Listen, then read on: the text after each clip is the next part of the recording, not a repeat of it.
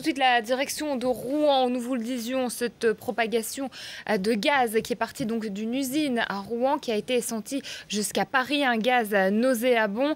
La ministre de l'écologie est sur place et Delphine Batho est en direct avec nous sur BFM TV. Bonsoir, merci d'être avec nous Delphine Batho. Bonsoir. C'est le mercaptan, c'est le nom de ce gaz qui s'est échappé. À faible dose, nous dit-on, il n'est pas dangereux, mais on a quand même ressenti cette fuite jusqu'à Paris. Elle a circulé très longtemps et assez loin. Est-ce que ce soir, en tant que ministre de l'écologie, vous pouvez nous dire qu'il n'y a aucun risque pour la population ?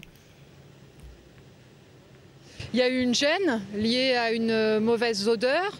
Il y a un effet sanitaire faible, mais ce qui, c'est vrai, peut être gênant. Certaines personnes ont pu ressentir des maux de tête ou des nausées, mais il n'y a pas de danger pour la santé. Le gaz qui s'est échappé n'était pas du tout à un niveau de concentration qui puisse être toxique, même si, encore une fois, ça sent très mauvais et ça a pu causer des désagréments.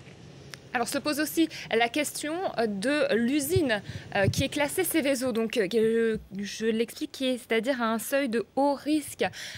Comment est-ce qu'on explique un tel incident sur une usine classée Seveso aujourd'hui ? Il y aura, je l'ai demandé, une enquête pour le déterminer. Nous voulons connaître bien sûr l'origine de cette pollution, savoir aussi quelle est la responsabilité de l'entreprise. Mais actuellement, et c'est aussi pourquoi je suis venue ce soir à Rouen, il y a des équipes, et notamment les services de l'État, le service public qui travaillent d'arrache-pied pour d'abord traiter la cause de cette pollution et la traiter de façon contrôlée, maîtrisée. Ça prendra un certain temps. Et c'est ça d'abord la priorité. Mais vous avez raison, il faudra bien sûr comprendre ce qui s'est passé et en tirer toutes les leçons et établir les responsabilités. La neutralisation de l'usine pourrait prendre plusieurs jours, c'est ce que vous disiez. Elle va commencer d'ici 45 minutes environ ? En fait, ce qui a dégagé ce gaz, c'est une réaction chimique qui n'était pas prévue.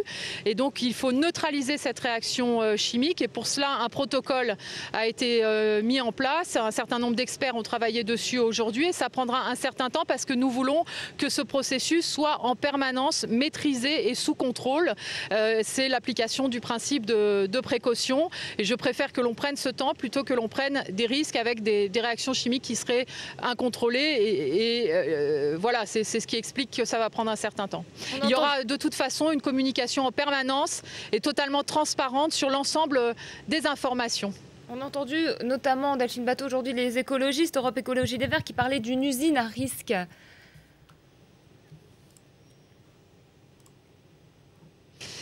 Mais c'est la question des usines chimiques.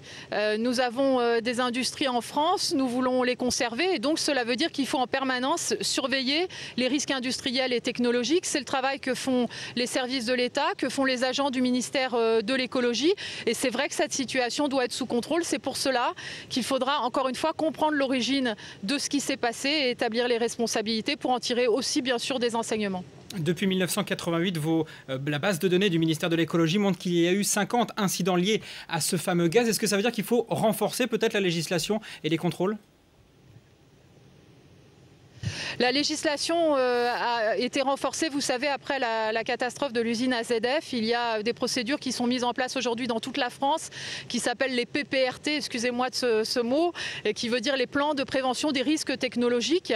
Mais il faut que le déploiement de ces PPRT aille beaucoup plus vite. Mais encore une fois, ici, ça n'aurait pas forcément évité ce qui s'est produit. Et donc, il faudra connaître précisément ce qui s'est passé, l'origine de cette pollution, la responsabilité, bien sûr, de l'exploitant et de cette entreprise pour que ça ne se reproduise pas. Merci Delphine Batho d'avoir répondu. En tout état de cause, la production ici ne reprendra pas tant que l'origine de ce problème n'aura pas été identifiée.